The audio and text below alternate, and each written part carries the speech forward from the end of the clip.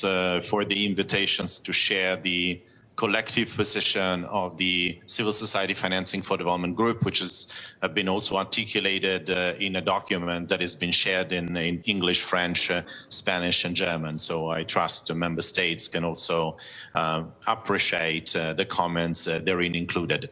Let me start by stating that when we talk about financing, very often the problem tends to be wrongly posed, because we have a lot of discussion about financial flows. But discussion of this nature tend to be red herrings, because the real issue is not so much the challenge on how to finance this and that, but really about economic governance reforms that have the capacity to tackle, to remove the systemic barriers to socioeconomic transformation within developing countries and really expand their policy and fiscal space. And this is not purely a theoretical discourse. The reality is we continue to be confronted with outflows of resources that move from the south to the north. So it's pretty much a very concrete challenge rather than purely a theoretical analysis. And this is the reason why for the Civil Society Financing for Development Group, the issue of financing is really a governance issue. And that's precisely the issue why we have significant concerns with our common agenda, particularly because the transition that it proposes from intergovernmental decision-making process towards a different form of multi-stakeholderism, which is termed as a network multilateralism, but in reality continues to include a conflation of very different agents, very different actors, such as, for instance, governments with their duty-bearer responsibilities, large corporations, and even civil society pretending that they are equal partner around the decision-making table. And this is certainly not the case, because their participation actually brings significant conflicts of interest precisely when it is permeated by the large actors that governmental policies and governmental regulations are meant to actually regulate. But let's take a different angle, because we need to avoid here theoretical discussion. And let's really take a bird's-eye view of what has happened to multilateralism during the COVID crisis.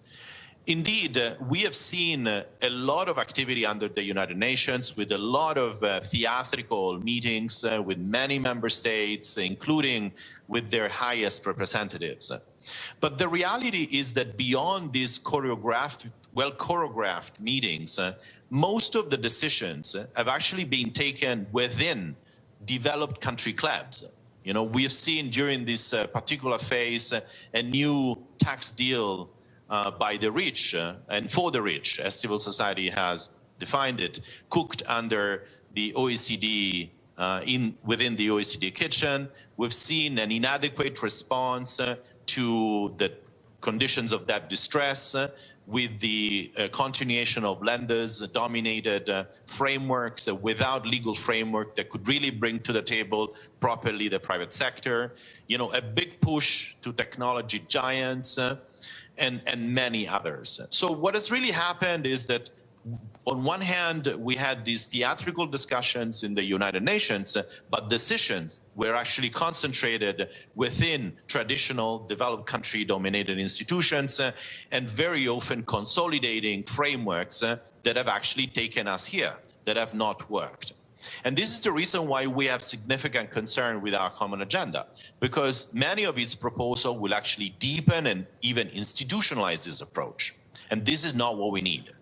We actually need to shift the barycenter of economic governance in favor of UN-centered processes. And precisely this year, 20 years after the Monterrey conference, we need to call for an ambitious financing for development 4, and Monterrey plus 20, where we can really address systemic reforms, such as new UN tax convention and new multilateral legal frameworks to address debt sovereign crisis, the regulation of credit rating agencies, the need to really initiate a process of regulation of the asset management industry, the discussion on new trade regimes that are really able to tackle commodity dependence, intellectually property regimes, as well as investor-state dispute settlement mechanism.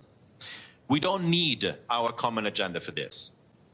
We don't need reforms to advance this. In fact, our common agenda can offer a set of distractions that may end up providing more power to the actual group of countries that obstinately oppose these decisions and these processes within the United Nations.